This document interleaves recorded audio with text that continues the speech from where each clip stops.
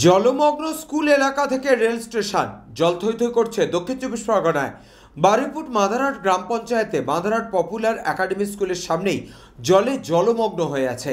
ছাত্রছাত্রীরা যাতায়াতে অসুবিধে এবং সাধারণ মানুষেরও যাতায়াতে অসুবিধা হচ্ছে। চার চাকা গাড়ির অটো, টোটো, ভ্যান, রিক্সা যাতায়াতে রীতিমতো অসুবিধা হচ্ছে। সাইকেল পড়ে যাচ্ছে, মানুষ খুব সমস্যায় রয়েছেন। একটু বৃষ্টি হলেই এই জায়গার অবস্থা এতটাই খারাপ হয় যে মানুষের যাতায়াতে খুবই অসুবিধা হয়, এমনকি কোনো গাড়ি ঠিকমতো চলছে না।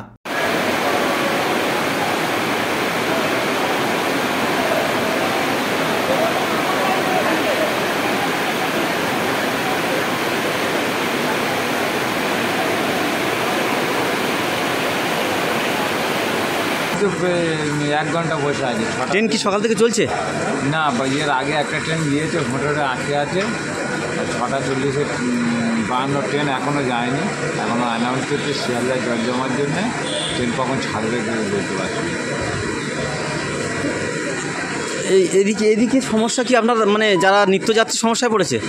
হ্যাঁ, সব এই পুরো শিয়ালদা থেকে সাউথ সেকশন সব তো বন্ধ আছে।